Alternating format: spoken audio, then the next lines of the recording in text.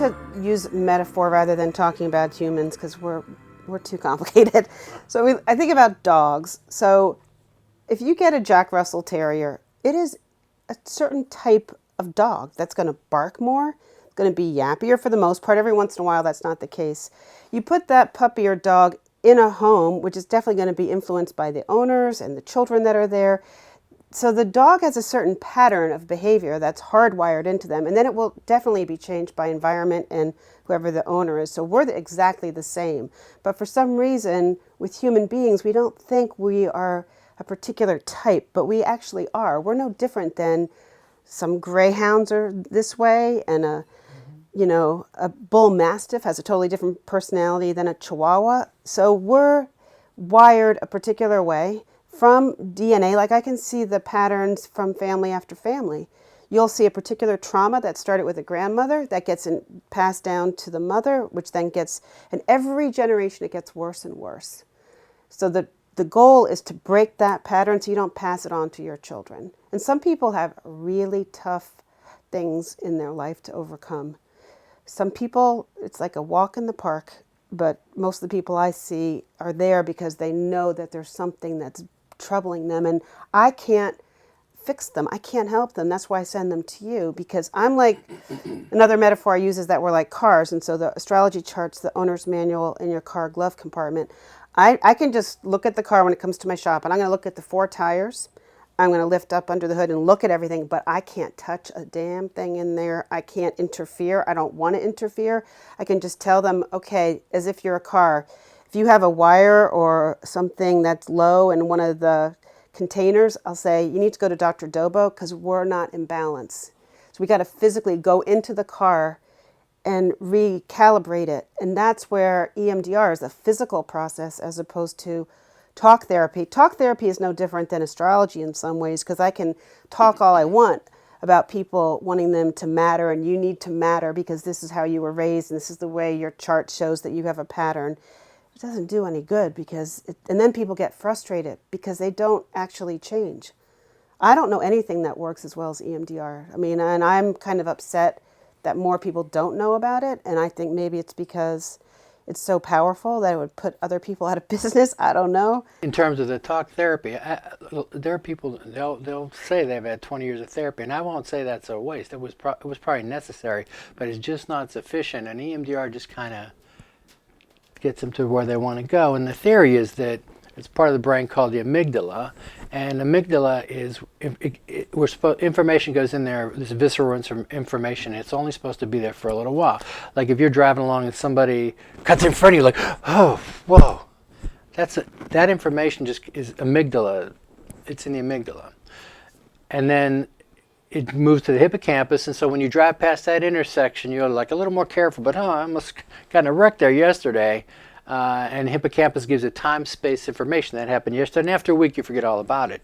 But when the brain is kind of overwhelmed by a traumatic event, like something that happened in a war where like a veteran smells diesel fuel and it triggers stuff that's in the amygdala, and the information is not supposed to be there, but it gets overwhelmed. The brain gets overwhelmed and it doesn't function optimally, so it never gets to the hippocampus. So the vet doesn't know, like, the war's been over for 30 years, so no, it doesn't feel like it. It feels like I'm there right now. And EMDR jumpstarts that amygdala information and sends it to the hippocampus and stores it where it's supposed to go. Without getting too scientific, but that's what happens. And I don't care who you are, I don't care how tough you are, I don't care how great of a warrior you are.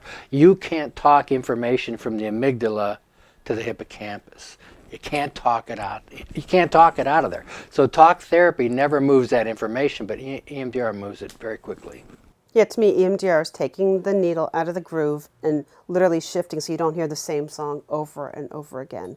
So I have a lot of clients who have been to therapy and they say, I don't want to go to therapy. It didn't really help. And I said, that's not what this is. This is a physical process with the brain.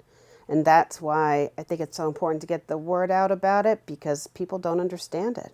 Right. They just think it's for war veterans. Well, there's a lot of trauma, especially if it happens when you're younger, that can mess you up for the whole rest of your life if you don't take care of it. Yeah, I think the cognitions are rarely talked about, but the cognitions are just this, they're kind of like your pattern to identify it in a very simple way.